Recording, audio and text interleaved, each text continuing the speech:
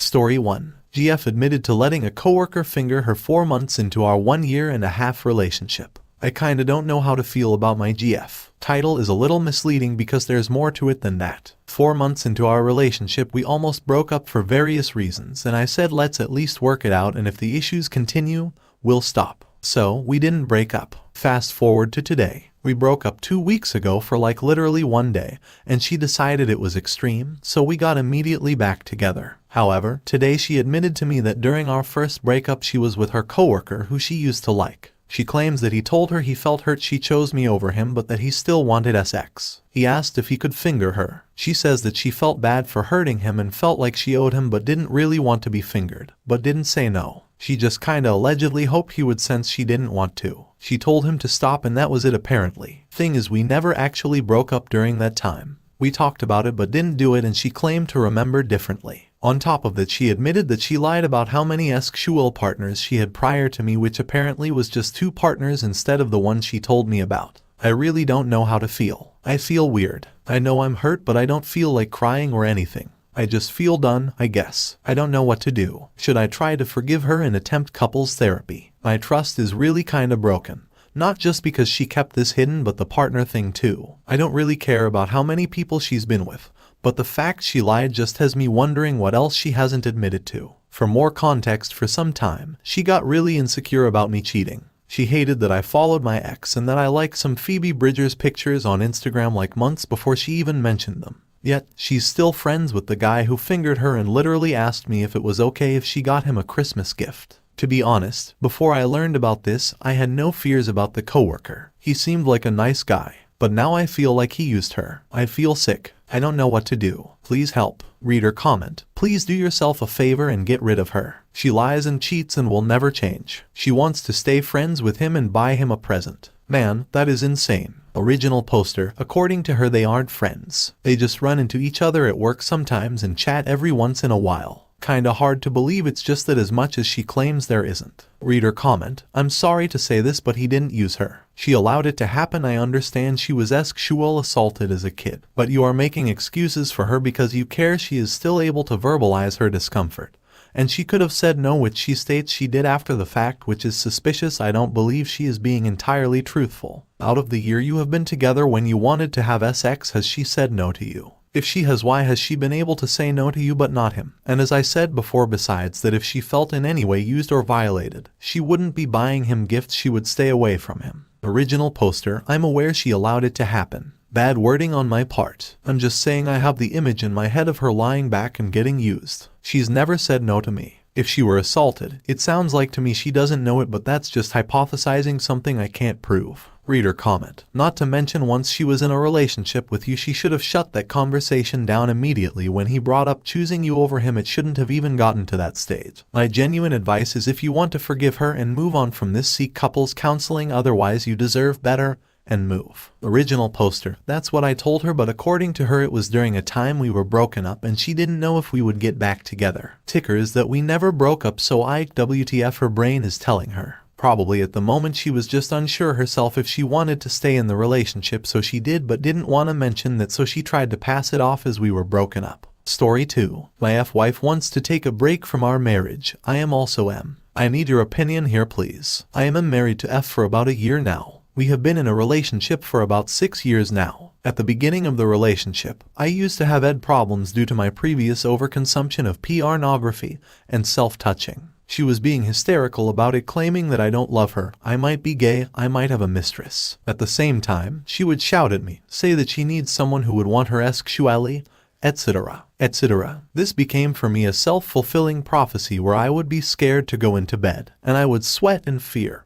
And at the same time she would give me this judgmental look like I am hiding something from her. I was feeling anxious about that look. Of course, I told her about the overconsumption problem, but that was no secret. At first, she discredited the claims that PRN causes saying that all guys do it and they don't have problems. I stopped PRN and touching myself, and as the months go by things started to improve and eventually my problems got less. It came to a point that I was able to enjoy and have sexual intercourse without problems. Of course, the problems tended to come around, but they were usually minor and they weren't in my head or something that I was fearing.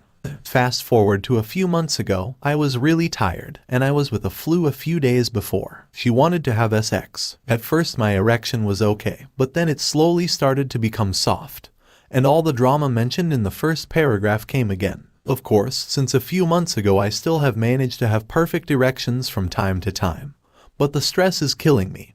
And she wants to have perfect erections for penetration 100% of times. Last night she said that she wants to take a small break from our marriage for about 1 or 2 weeks, since this marriage is also comparable to being roommates because of lack of intimacy. And she says that it is not a real marriage. I am really stressed out, and this is becoming a self-fulfilling prophecy. I am trying all the ways to relax, however, just the thought of she is going mad and that look of judgment that she gives me kills me. It's also worth mentioning that I am overweight. However, I have recently joined the gym and am eating clean. I was overweight even before. I would very much love any advice from you guys here, or if you have had any sort of similar experience. Thanks. TL. Doctor, my wife F wants to take a break from our marriage because I have not been able to perform in bed. Reader comment. This doesn't sound like an equally committed, supporting relationship. I think you should seek counseling personally. I understand you feel you are past that issues, but there is still probably a lot of pain attached to shame and pressure for you. She could join you after a few sessions to discuss how it makes you feel. A committed and supportive partner would be happy to do so. A break is not the answer. It sounds like she just wants to cheat on you with permission. Original poster. I'm sorry. By the term break I mean she will live at her parents' house for a week or 2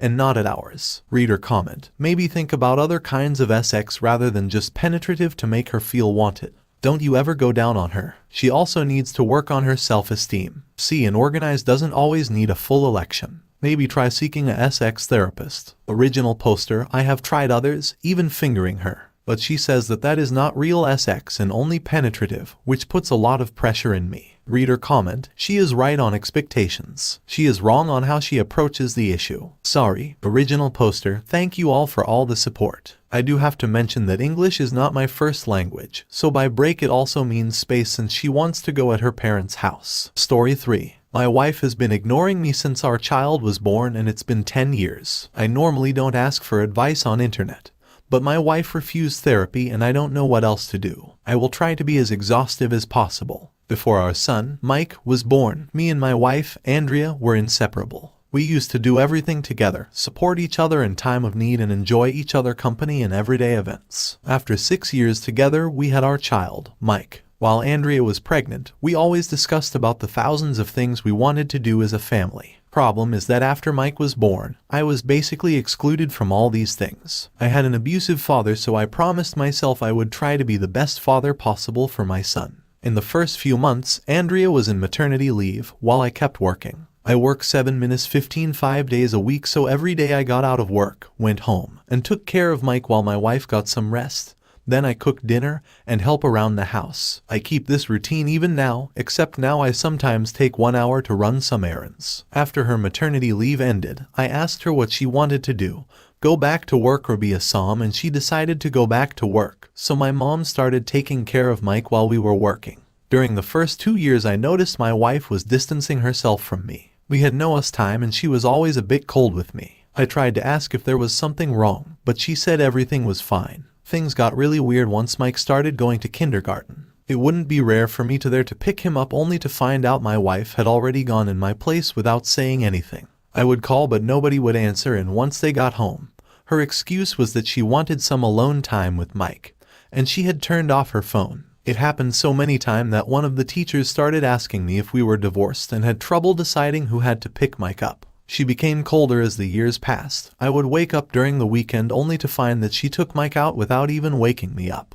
I particularly remember one time, 5 years ago, I have to do a checkup at the hospital once a month. One Saturday I got home from the hospital to find she had taken Mike out. I thought they maybe went to the park, so I cleaned the house and prepared lunch. They didn't come home. I tried calling, phone was off. I waited until the afternoon, then I started getting worried if something serious had happened. I called my mother and her parents to see if they were there, but they weren't. I tried to stay calm and not to think bad things. I prepared dinner and waited. At 21 I lost my composure, took the car and went to search for them. I checked the park, the hospital, I called her best friend. I even called her sister who lives 4 hours away. I got home at 23, ready to call the police, only to find that in the meantime Andrea had come home, ate dinner, and put Mike to bed and was in bed, as if everything was normal. I tried to stay calm, but I couldn't. I blew up in her face, telling her how worried I was. Her answer: "You are blowing things out of proportions. You knew Mike was with me and I would have called if there was a problem. I'm doing my best so that my son has a happy childhood. I take care of him, help him with homework, play with him, teach him things and listen to him whenever he has a problem. I never discuss my problems with Andrea when he could hear, and I try not to look angry whenever he is present." Despite that, he is now 10 and he is realizing that something is wrong between me and Andrea. On the couple side of the relationships, things are not better. Andrea barely interact with me. We have no time alone. Even when my mom or her parents offer to take care of Mike for one day so that we have a bit of free time, she refuses. Intimacy is not a thing. I proposed her to go on a date many times, but she refused, stating that we have no time, or that she has to do something else, or that she is tired. I asked my best friend, Sarah, what I could do, and she suggested trying to remind Andrea how much we love each other by recreating the day we got together. Our first date was quite particular. We went to a restaurant with a couple of friends. This restaurant had a dance floor, and after dinner, couples could choose to participate in a dance competition. The winning couple got a free dinner. Me and Andrea were only friends at the time, but all our friends were there with their partners, so we had decided to participate together even though we were not a couple. In what I can only define as a miracle, we won. Unfortunately, that restaurant closed due to the virus, but I still had some photos of that night. Sarah offered her help, and we spent weeks recreating decorations, assets, and other things. I took the day of our anniversary off, and me and Sarah transformed my living room in a copy of the restaurant. I cooked the dishes we ate that night, bought a copy of the dresses we wore, and Sarah and her GF, Monica, offered to act as our waitresses. I left Mike with my mom and her parents. Everything was perfect, but it was useless. Andrea got home, saw everything we did, asked about it. I explained the idea, she scoffed, asked where Mike was, we ate dinner in an awkward silence, and she went to bed. Sarah and Monica apologized for proposing the idea and left. I reached my limit. I'm not violent, but I knew I wasn't in a good state of mind in that moment, so I left. I went to her parents' house, explained the situation briefly, took a copy of my mother's house key, and went to sleep to her house. I'm there right now. Andrea has called a couple times to ask where I was, when I would come home, and if Mike was with me. He is. He came back with my mom this morning. I don't know what to do. I don't know what's the problem, why things are the way they are, and I don't know how to solve the situation. TL, doctor, since our son was born, my wife has barely acknowledged my presence. Despite multiple attempts, things are only getting worse, yet she insists everything is fine and refuses therapy. I don't know what to do to fix this mess, and I don't know what caused it. Reader comment: your wife has an unhealthy relationship with her son. If she's like that, no. Imagine how it will be when your son become a young adult and start having girlfriends. She will get insane. You need to get her parents involved and convince them that she needs actual help. It's not normal spend that much time with the kiddo, and not the husband, especially be out of the map for hours and hours and not call back or say she will be out. Is your son okay with it? Have you tried talk to him? Original poster: our parents already know about the whole situation. Mike is fine. I talked to him today and in the past too. He finds it strange that his mom keeps the phone off and know that there are some problems between me and her, but he is okay. Reader comment: I really hope you can get her to agree to not turn off her phone when she's having alone time with your son. That's a hard boundary, surely, especially when she hasn't told you where they are or when they'll be getting back. She kept a 5-year-old out until 10 or 11 p.m. without any contact. That's disturbing. I hope she's stopped doing that. I mean, if she won't even spend alone time with you at home, let alone go on dates, I think she's given up on the marriage. She's pouring whatever love, affection, attention, and energy into your son only. That's really awful, and I'm sorry you've been treated this way for a decade. I have a 3-year-old and 4-month-old. I am desperate for some alone time with my husband. We've just planned for a day out next week. Baby is starting daycare since I'll be returning to work soon. Husband is taking the day off so we can hang out before I'm working again. I can't imagine going 10 years without investing in my partner. If she's willing to do counseling, you might get some insight into what's happening. But based on her lack of care, I would imagine she'll deny it. If she's unwilling, that might tell you everything you need to know. I wouldn't stay in a loveless marriage. Don't set that example for your son. You deserve happiness too. I hope you can heal from this point and wish you the best, whatever may come. Original poster: greater than she kept a 5-year-old out until 10 or 11 p.m. without any contact. That's disturbing. I hope she's stopped doing that. Fortunately, it was a one-time thing. They got home a couple of minutes after I got out to search for them, like 21.10 probably. Reader comment, if it's been a decade of this, with no change, and she refuses to even acknowledge it. I hate to say, but what is left? Would you even want to go back to the way things were, with the knowledge in the back of your mind that she may emotionally abandon you again? Original poster, as long as Mike is still a child, I wish to try and